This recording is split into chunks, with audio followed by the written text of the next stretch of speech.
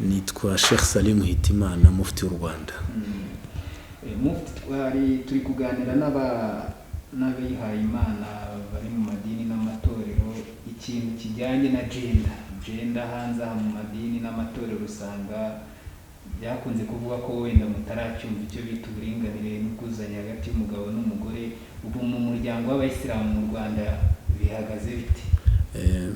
Mbere na mbere mbanje kubashimira mu by'ukuri umuryango w'Abayisilamu mu Rwanda uko bihagaze ni nako idini ya Islam biteganya. Wenda mwanyemera nkatangira amateka y'idini ya Islam. Muri intumwa y'Imana Muhammad imaze kubona ubutumwa aho yari iri mu musozi witwa Hira, umuntu wa mbere yabugejejeho yabibwiye ni umufasha we witwaga Khadija, umudamu, ndetse ahita bwakira abo umuyisilamu wa mbere. Nukuvuga umuyisilamu wa mbere muri Islam ni umutegarugori. Bituma rero umutegarugori kuva icyo gihe yaragiye agira uruhare mu kubaka idini ya Islam, ndetse idini ya Islam hashize imyaka 1442 icyitwa irage, umwana w'umukobwa kuba yazungura umutungo w'uwo bafitanye isano n'umubyeyi we n'abandi, cyubahirizwa. Mu gihe ibindi nawe wazabireba mu mategeko yavuba haya abantu nta nubwo byari byamara imyaka 100 uwo mukobwa asubijwe uburenganzira. Mu gihe twe Uislamu tumaze imyaka 1442 umwana w'umukobwa n'umwana w'umuhungu bemerewe kuzungura. Na hano iwacu mu Rwanda babizi ko iryo tegeko ugiye kurireba ni ryavuba cyane. Icyo ni kigaragaza ko mu dini ya Islam twe nta kibazo dufite cyane cyangwa se gihari kubijyanye n'ubwuzuzanye hagati y'umukobwa n'umuhungu. Na Quran hari aho bigaragaza igihe Islam yari itaragera hano ku isi, Abarabu mu muco wabo bari bafite iyo babyaraga umwana w'umukobwa baramwicaga ari muzima, bakanamuhamba ari muzima. Ku buryo Quran itubwira iti abo bana b'ibitambambuga b'abakobwa murabaziza iki? Ibuze uwo muco.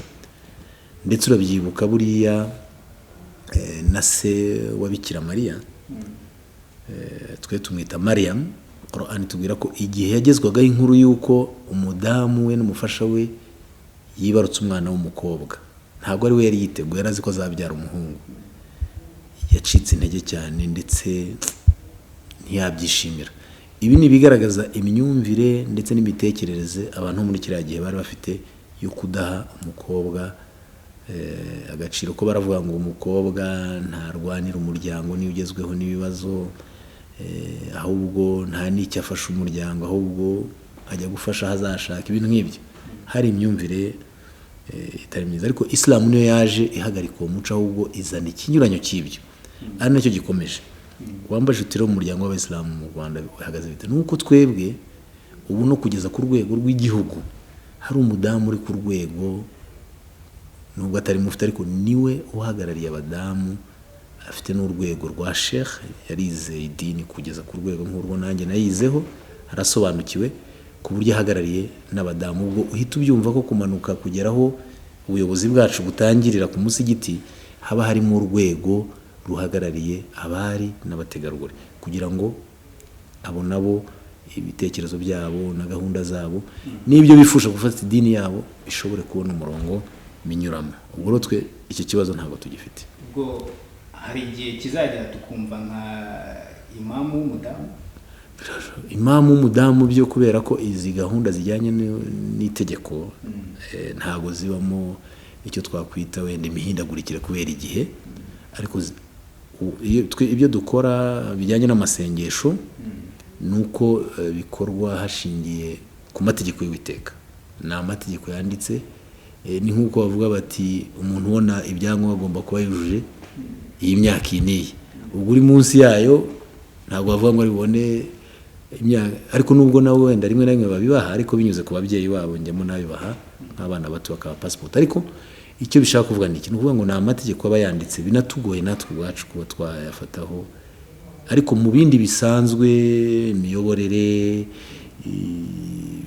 bikorwa barabikora, abadamu nibo bakora imirimo. Ni nabo bantu dufite, niba ujya nabibona muri izi gahunda zo gusura abarwayi, gahunda mu idini abayisilamukazi bagira ishyaka cyane n'umurava ukomeye cyane ku buryo ari abafatanyabikorwa bakomeye.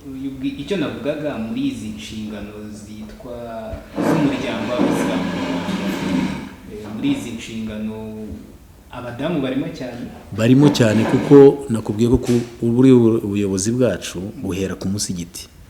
Buriya imamu w'umusigiti inshingano ze n'inshingano za mufti nizimo ugiye kubireba. Nuvuga ngo imamu hariya ku musigiti abari mufti, muri iyo komite ye harimo abari n'abategarugori, abari muhagarariye abadamu. Wazamuka ukagera ku rwego rw'akarere, uwo muntu aba ahari. Nuvuga ngo inzego zose kugera ku rwego rwanjye hano muri ofisi harimo umudamu uhagarariye abandi badamu mu rwego rw'igihugu. Ni na sheikh yize ubumenyi bw'idini ya Islam kugera ku rwego ruri hejuru. Ubwo ni n'amakuru mashya, ntabwo twe tuzi ko nta nubwo ari n'umwe dufite, benshi bari kuri urwo rwego barahari. Tuzi ko n'umudamu ashobora kuba shehe. Arahari rwose, arahari, witwa Wazigira Aisha. Mufti, hari ikindi kintu cyakunze kuvugwa mu biri bijyanye na gender, ko mu muryango mugari w'Abayisilamu usanga ngo hari abafite imyumvire y'uko nta mudamu ukwiye kuva mu rugo ngo ajye gukorera amafaranga. Umudamu ari uwo kurera, akita ku muryango, abana n'iki byose. Icyo kintu uwo muco urahari koko? Nibaza ko nubwo wenda bamwe baba ngo ni mu Bayisilamu, ariko buriya muco kubuza abadamu kujya gukora no kutagaragara mu ruhame ni umuco nibaza ko wari uriho muri ya bihe byashize.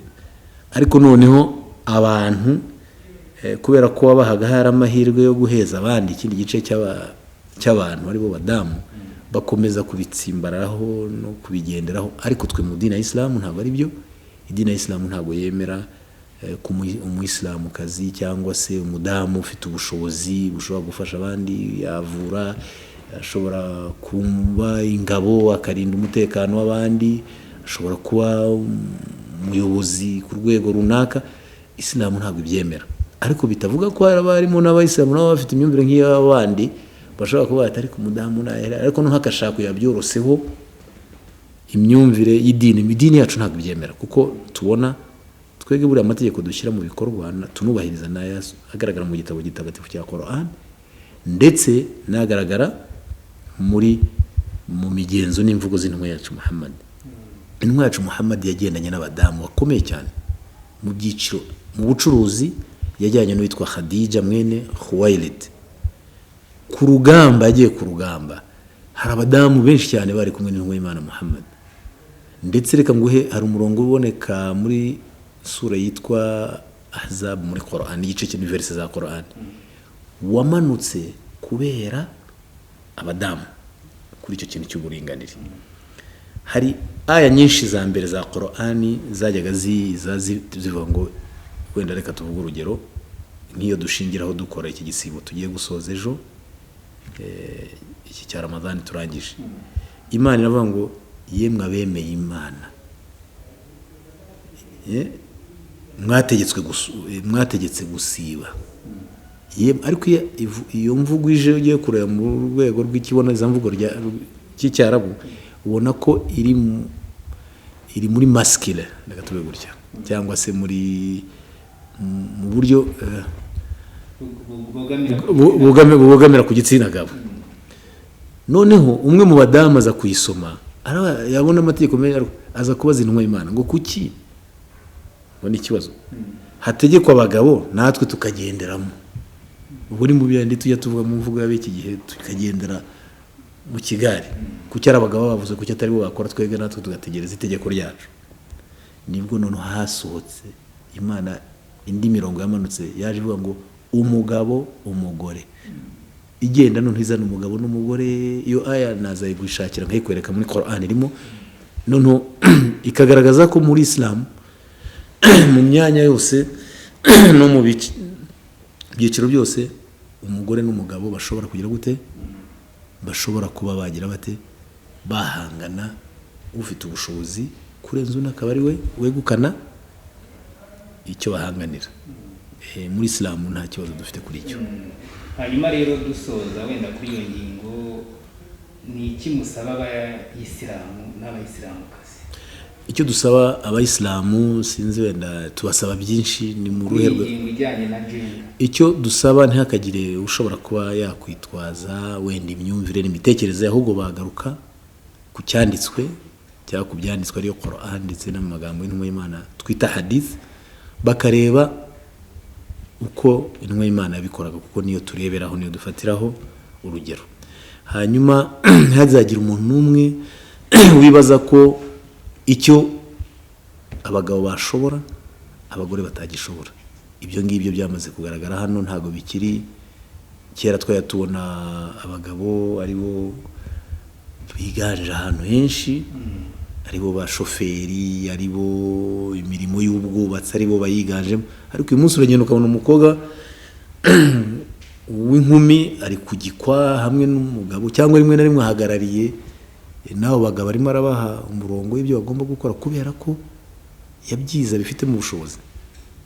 Nkavuga nti rero nta mpamvu yo kuba umuntu yahezwa kubera icyiciro Imana yamushyizemo, niba yaramuremye ari umudamu cyangwa umukobwa cyane yaramuremye ari umuhungu, ahubwo ikigomba kwitabwaho ni ubushobozi n'icyo amaze.